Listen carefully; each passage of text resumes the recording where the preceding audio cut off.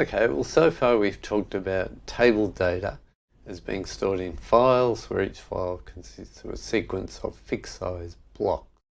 Now of course, within those blocks live tuples, and what we're interested in is finding out how the tuples are situated within a page and what kind of other data is stored within a page that allows us to access the tuples. Alright, if we want, we could talk about individual tuples and give an address of an individual tuple as a tuple ID.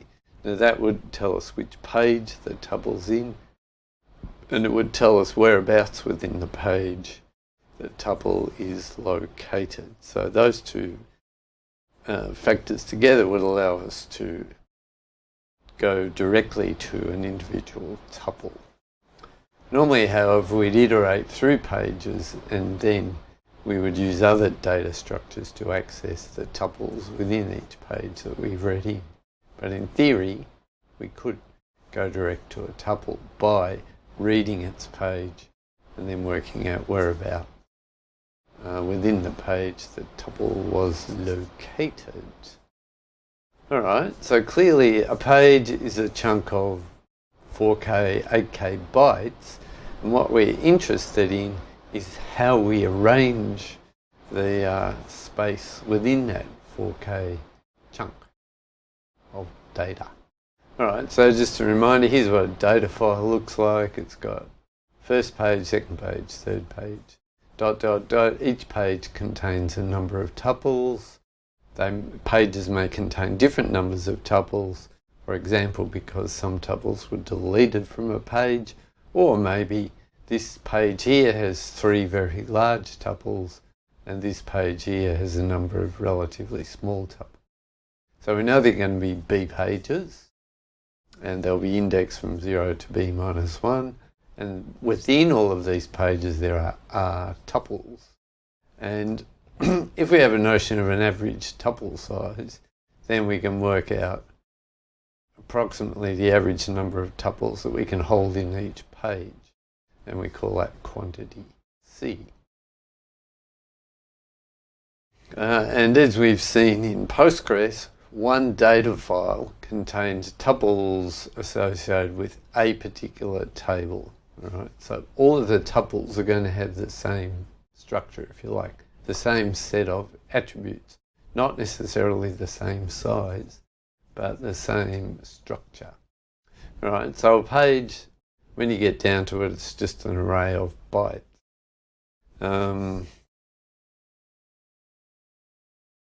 What operations do we have on pages? Oh, and I guess I should have said, I'll talk about records typically as the physical manifestation of a tuple. In other words, there's a sequence of bytes that we have to interpret as a collection of fields. Okay, and when we talk about tuples, that's more of an abstract notion. Alright, so tuples are addressed by record ID, page ID, and a tuple index within that page. What operations do we have on pages? Well, we've already seen we use the buffer pool to access pages from the disk using the request page operation, where we specify the page that we want using the page ID. We can call getRecord to get a particular record based on its tuple ID or its record ID. That would clearly involve us fetching the page that contains that tuple and then using the tuple index to locate the tuple within that page. So a getRecord operation could involve invoking request page, for example. When we want to modify what's stored in a page, we can do things like insert record to add a new piece of record data into a page. That's clearly going to have to modify metadata within the page that tells us whereabout the tuple is located. And we're going to get back from insert record a record ID, which gives us a tuple index. Now I've said a couple of times the tuple index allows us to locate a tuple in the data. It's doesn't necessarily do that directly, i.e. it's not a byte offset within the page or something like that.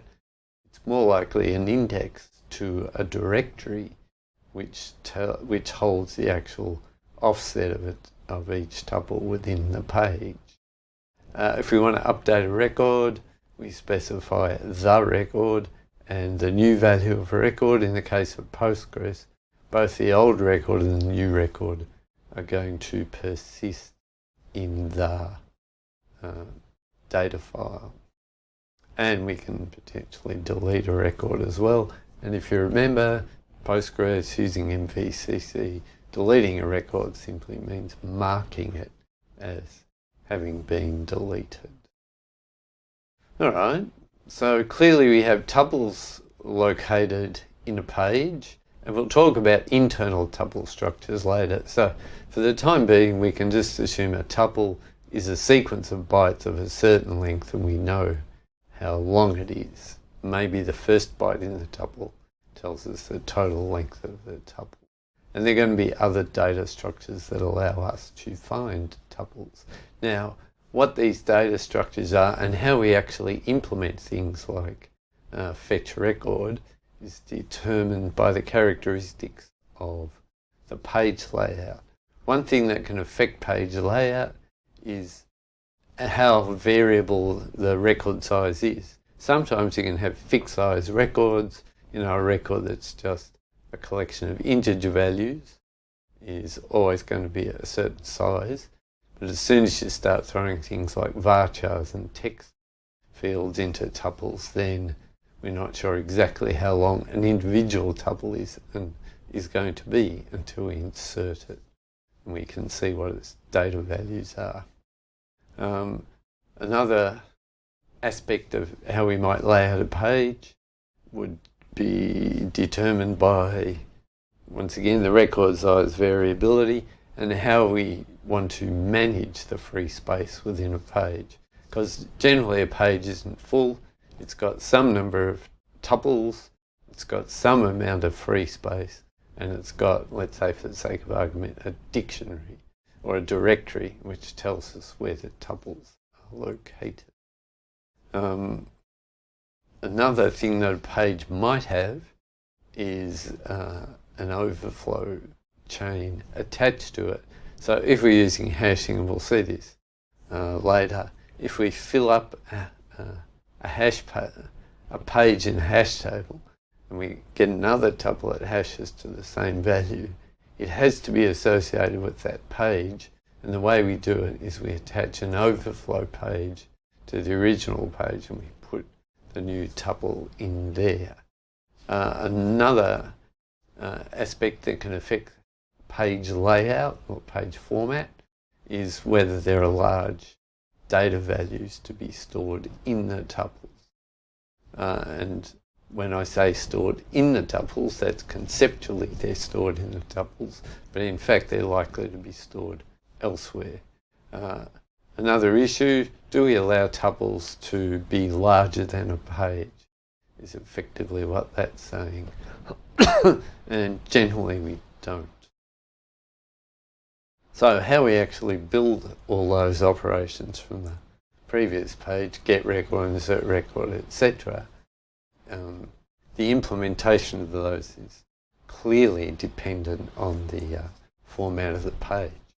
So here's formats that we can use for fixed size records. Now if we have fixed size records, then we can partition the page into a number of slots.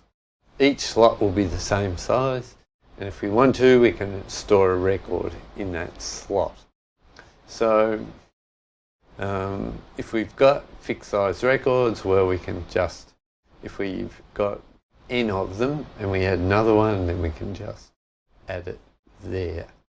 Information that we need to know, however, we need to know how much of this space is actually in use, and we can do that if we just have a single counter. Remember, we can't work out that something is a tuple simply because the data, or the byte sequence that represents a tuple, could belong to a real tuple, or it could be just some junk that was in the page representing a free tuple. So we need to be a little bit more careful about keeping track of things. So in the case of a packed representation, we're always going to have the tuples stored at, well, in this case, the top part of the page. And how do we know where the free list starts, or alternatively, how do we know how many tuples there are on the page? Well, we store that fact. And an alternative strategy is to store tuples in slots, but we don't have to pack everything at the start of the page. So we could have gaps. And this is the kind of thing that you might do if you want to delete tuples easily. So you can just tag them as being unused. If we do this, if we're allowing free slots within the page, then we need to have some representation for each slot, whether it contains a tuple or whether it's empty. And a standard way to do that would be to have a bit string where each bit represents a tuple, and if it's 1, it means it represents a slot. If there's a 1, it means there's a tuple in that slot. If it's 0, it means the slot is free. So we can represent this structure by having a directory of free or used bits. So if we wanted to insert utuple in here, we could go to this bit string and scan along until we found a 0, work out which position that was. It's position 1, therefore we know that slot number 1 is free, and we can store our new tuple there. Remember that here we're dealing with fixed size records, so we're not going to have a free slot that's too small or too large. It will always be exactly the right size.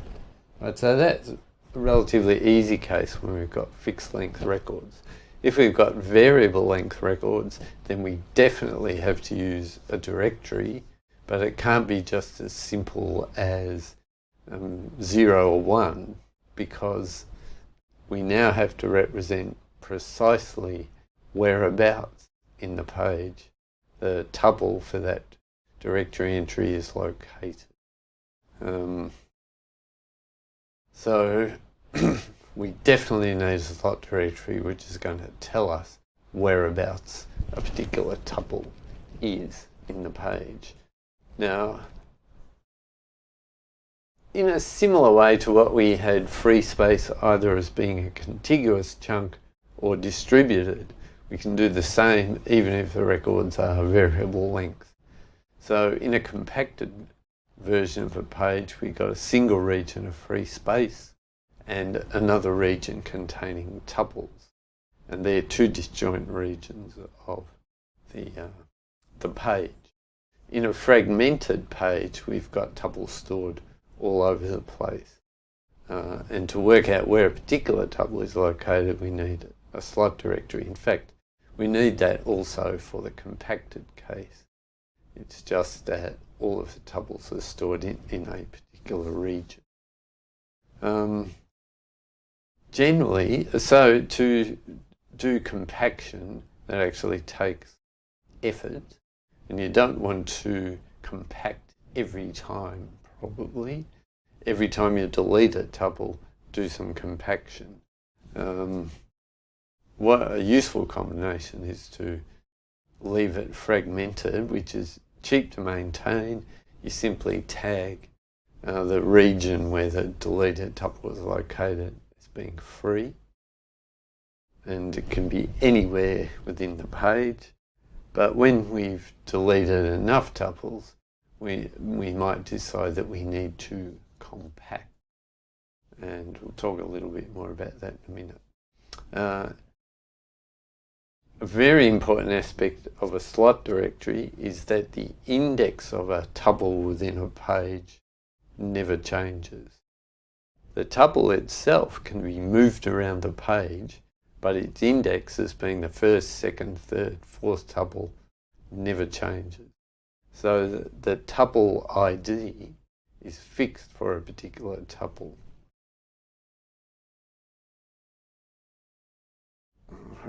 So it allows this one level of indirection to accomplish that. Right, so here's an example of compacted free space. So we have a single region of free space down here. We have a region up here containing all of the tuples. I've only shown some of them, but they're all accessed by, in the slot directory, we actually store a reference to the location in the page of where the tuple starts, where the tuple data starts. Similarly, where does record n start? All right. Pointers, I've shown these things as pointers. They're actually just index value, or they're byte index values, so they're offsets within the page. I should have mentioned this one as well, which is a pointer to the start of the free space, or to the top of the free space, whatever you want to call it. Notice that the slot directory can change size. We might add new entries into the slot directory, but eventually the slot directory might become so big that it bumps, well, it's obviously the slot directory goes into the free space, but if eventually it becomes very large, we got no more free space, we can't add any more slots, therefore we can't add any more records into the page. Here's an example of fragmented free space. We don't have a single region of free space. We may have multiple regions and they may be linked together in a free list, and the tuples themselves can be all over the place. I mean, that pretty much applies here too, but they're all over the place in a particular region of the page. Once again, we've got a similar kind of slot directory. In this case, this value here is going to be a pointer, i.e. index, to the first free list slot, and then we can chain along the free list to find free slots. The rest of the stuff that hasn't been labelled contains potentially either free lists, free regions, or it contains tuples. So I just haven't shown them all. All right, so if we had a page with compacted free space, this could be the initial state. The start of the free space region is top of the page, so imagine we're dealing with 1K pages and there are 0 records. So the slot directory, well, there is no slot directory, and the rest of the page is free space. All right, imagine we've got a few records inserted and we want to add a new record. So the current top of the free space now is 719. There are 6 records, and each of these entries tells us where a particular record is located. So R1 would tell us record 1 starts there. R2 would tell us record 2 starts there, and so on. All right, so if we insert a new record, we're going to put it here to retain the compacted region of free space, in other words, a single region of free space. And we'd end up with a scenario like that. So we add the new record, we add an entry to the slot directory, and the free space shrinks, and the top of the free space moves down according to the size of the record that we just inserted. And we're told here it's 80 bytes. All right, if we've got fragmented free space, the page starts out looking pretty much the same, but then as we add records, and really this scenario is likely to occur after you've added some records and after you've deleted some records and added more records, deleted records, and so on. And eventually you're going to have gaps in the page where tuples used to be, or records, and so we're going to have regions of free space. And notice this region here wraps like that. All right, so the free list is going to be an offset to the first element in the free list, and that's going to contain the address of the next element in the free list, and that will contain the address of the next element in the free list, and so on. And the other thing it's likely to contain is the size of the free chunk. So it would contain how big this particular chunk is and where's the next free chunk. All right, if we're going to insert a new tuple, where it actually gets inserted depends on the specific strategy that we're using. We could look for the smallest free region that will hold the tuple. So imagine that it actually fits in free 1, we can put the new tuple there. Doing that is an okay strategy, except that it's going to leave small, useless free region.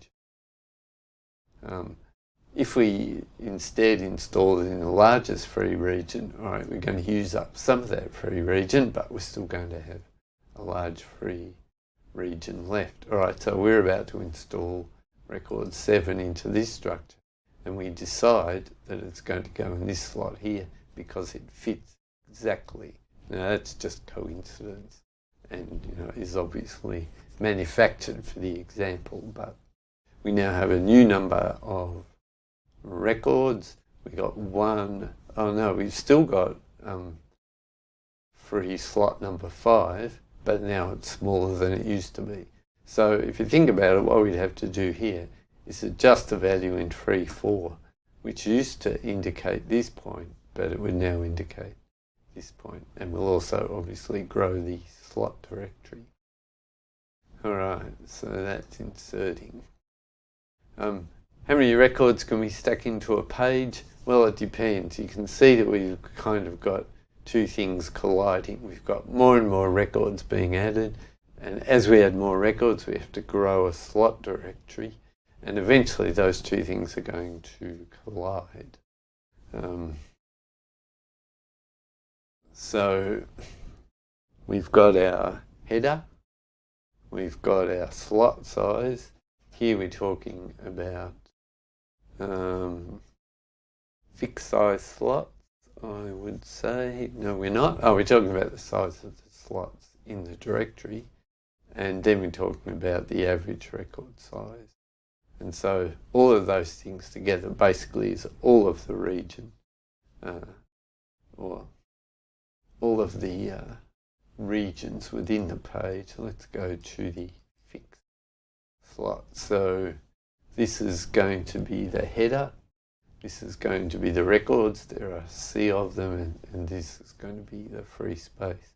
So when that's eventually exhausted, we're going to have something like header size plus C times slot size plus C times R equals page. And then the page would be full. All right, now occasionally we can have a scenario where a record won't fit into a page, even though the insertion strategy is telling us it goes into that page. For example, if we're using hashing.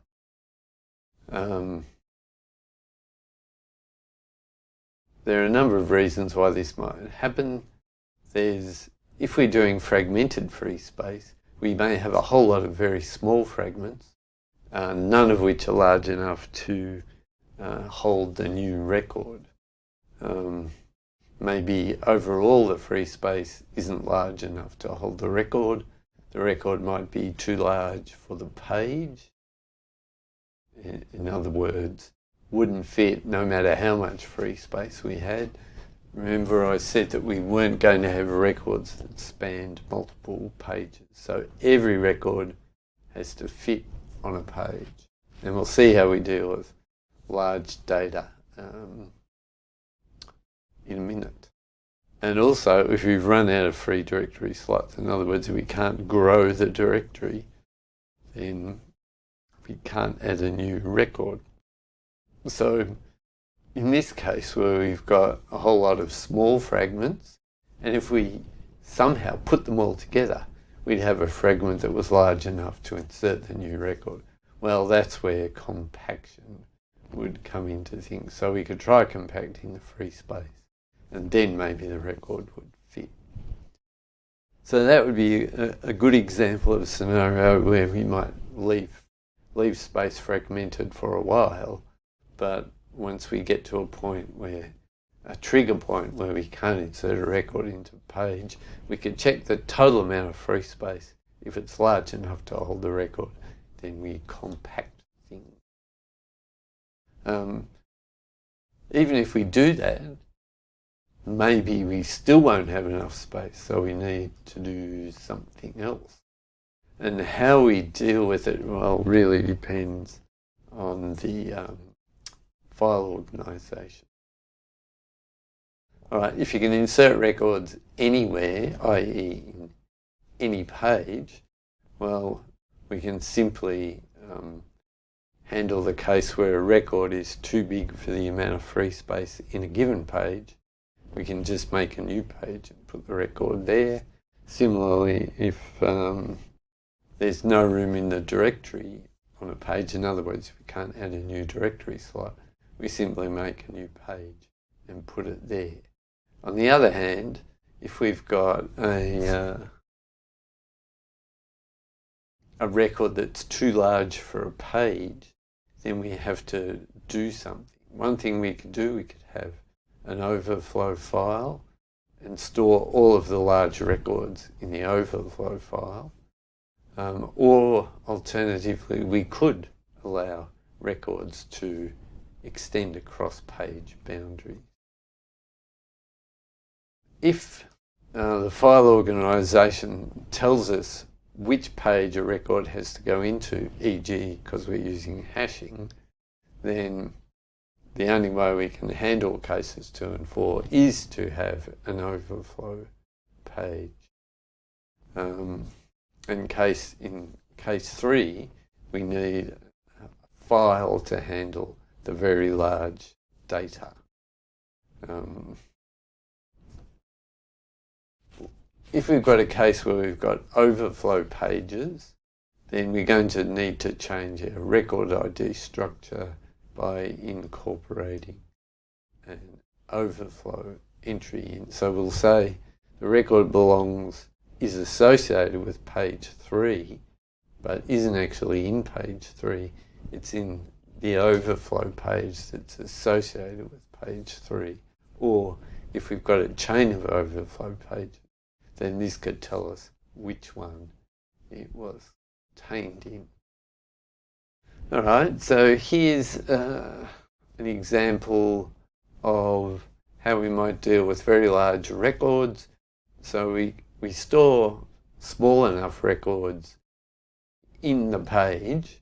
If we've got a record that's very large, it's obviously not going to fit in the page, but we need to store a representation of that record that will fit within the page. So we could have a representation of the record or tuple that says, hey, this is a big record this is a big attribute value, and it's obviously going to be held in the overflow file. Whereabouts in the overflow file, this information will tell us that, and how long is this very long record. Now this is going to be an integer value effectively, that's going to be an integer value. So those two things would be relatively small and would fit as a record in the base page.